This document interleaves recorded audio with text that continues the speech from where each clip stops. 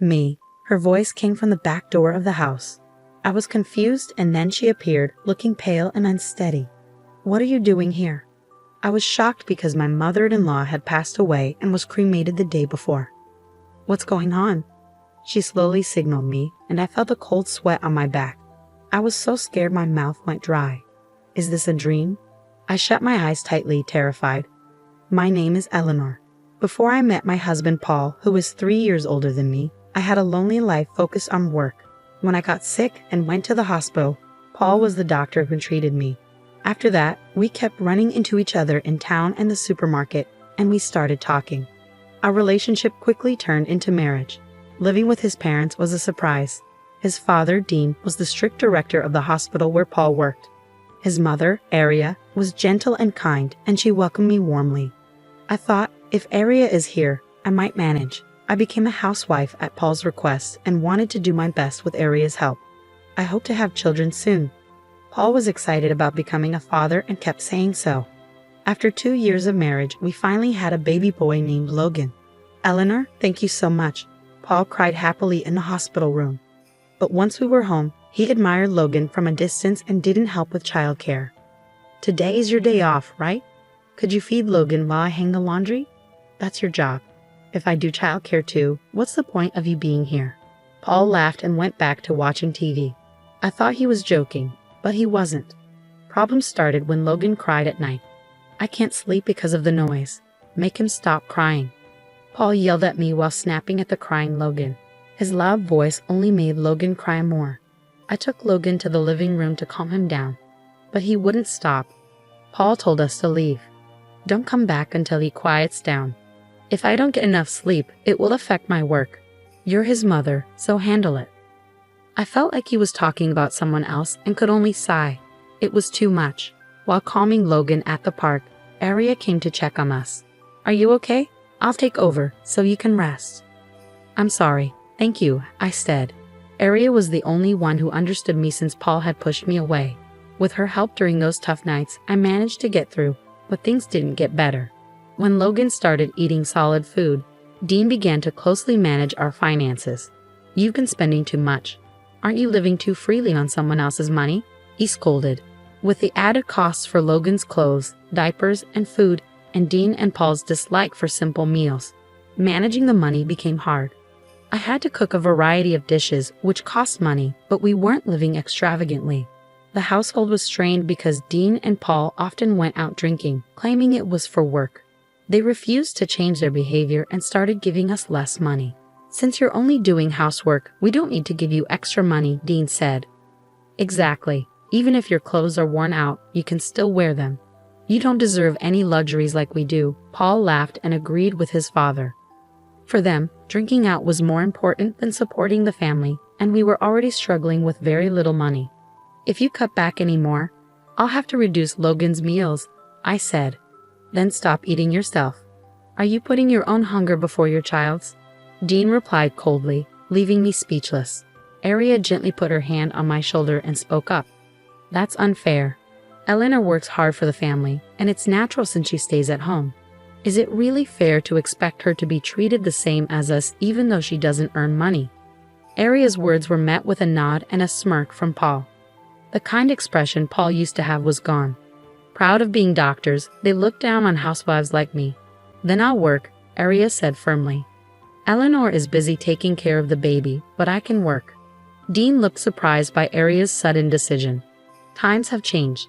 It's time to stop seeing women as servants. We have value too." "You're quite bold. If you're so determined, I'll find you a good job," Dean said. He smiled at Paul and left the room. Once they were gone, I ran to Aria. "I'm sorry. I should have stood up for myself sooner." "It's okay. I've had enough too. I don't want to see you and Logan suffer anymore." Aria was truly amazing, and I promised myself I would become as strong as she was. Early the next morning, Paul woke me up and took me to Aria's room. "What's going on?" I asked. "Something happened to Mom." Aria won't wake up," Paul said, looking confused and worried. I went to Aria's side, but Paul stopped me firmly. "Dad and I will try to save her, so stay out of the way. Go take care of Logan." Even though his words were harsh, it was best to let the doctors handle it. I waited outside the room with Logan, feeling worried. After a while, Dean came out and told me Aria had passed away. Why did this happen so suddenly? I asked, noticing a bag of medicine by her bedside that she didn't usually take. It doesn't mix well with her usual medication. I always warned her to be careful. Dean's response left me stunned. Everything felt like a blur after that. Dean arranged for Aria to be cremated without a funeral, and even when I protested, Paul stopped me. "Stop being selfish. Mom was old.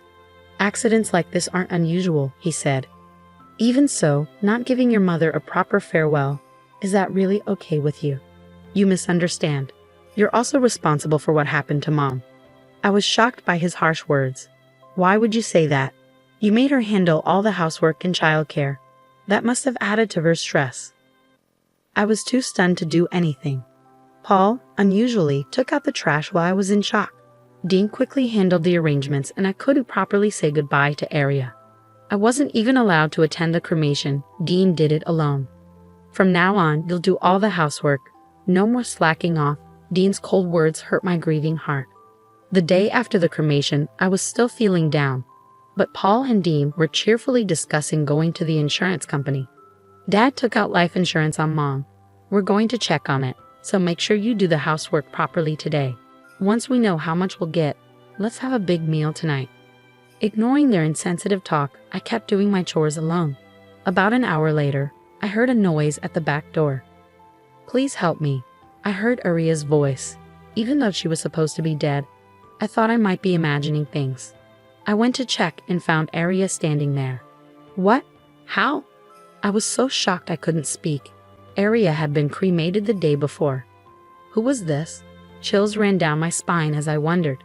"Come here." Aria saw me and motioned for me to come closer. My legs were shaking, but I walked towards her slowly. "Aria?" She confirmed that Paul and the others weren't around and nodded. "I have to tell you something. Please listen." The warmth of her hand gripping mine proved she was really alive. What she revealed next was horrifying. After hearing her story, I felt a deep, intense anger. "Don't worry, I'll help too. This is unforgivable." Aria left to hide again, and as I watched her go, I vowed to get revenge on Paul and Dean. A few days later, the insurance agent was scheduled to come to our house, so my father-in-law and husband took the day off to wait at home. As I grew more annoyed by their cheerful behavior, my father-in-law approached me. "You're still eating because of Aria's insurance money. Shouldn't you be more grateful?" "That's not true. I'm not happy about this at all. Women who rely only on others never appreciate money," he said with a derisive laugh, then plopped down on the sofa. Paul sat beside him, smirking. Then the intercom rang. "Oh, they're here." When they went to the door, they froze in shock. "What? Why are you here?" My husband, pale and trembling, pointed at the person in surprise. It wasn't the insurance agent, but my mother-in-law. I came back because I had unfinished business. Next to her was a man in a suit with a lawyer's badge. "That's impossible." I checked her pulse. It had stopped. Paul stammered, clearly flustered. It made sense now. She had been cremated and Paul had even collected her ashes. My mother-in-law then turned to Paul and my father-in-law and spoke quietly. "You switched my regular medicine, didn't you?" I noticed something was wrong right away. She began to tell the real story behind what happened. It was my father-in-law who had swapped her usual medicine with something else before she went to bed. "I haven't forgotten how you laughed while I was suffering," she said. Stammering, my father-in-law tried to deny it. I don't know anything about that. It's all lies." As my mother-in-law pressed him, he backed away, overwhelmed. "We had a cremation ceremony. Why are you here?" Maybe God saved me that night. My heart did stop after your final check. I was taken to the funeral home, and miraculously, I woke up. "You must have adjusted the dose so you could deny it if the police investigated. That's why I barely survived."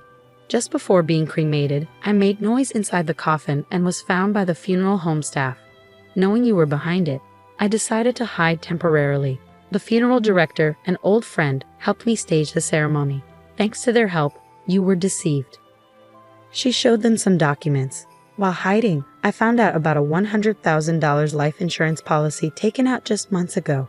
I didn't know about it before. It was your policy with you as the beneficiary.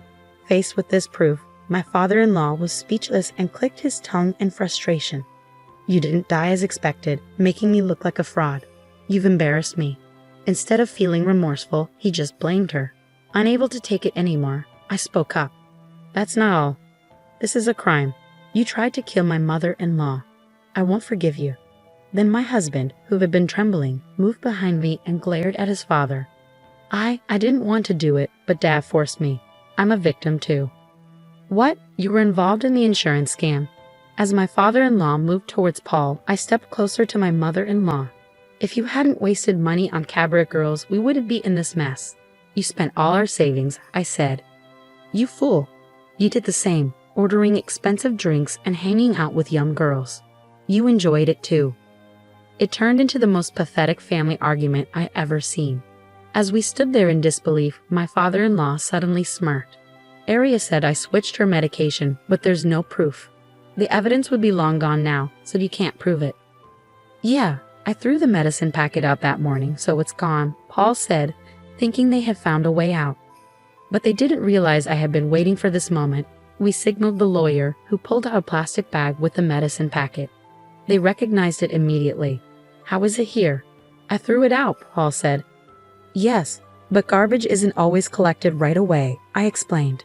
Paul, who never did housework, didn't know that trash collection schedules vary. He threw it out with the burnable trash. But that day was for recyclable trash, so our bag was left behind. I retrieved the packet the day after the cremation and gave it to the lawyer. Fingerprints from both of you were found on it, proving the switch. Hearing this, my father-in-law collapsed in shock. Paul, tearful, clung to my feet. "Listen, Dad's target was you, not Mom. And you're younger and do housework, right? I protected you because of the kids and all." Maybe he said this hoping for forgiveness, but I was furious. "So you tried to kill your own mother and expect me to be grateful? I'm your savior." Without saying more, I called the police. "Please don't. I needed the money because I was tricked by a woman.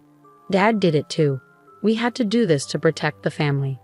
How could I sympathize with someone who tried to kill Aria over something so trivial? "I despise you."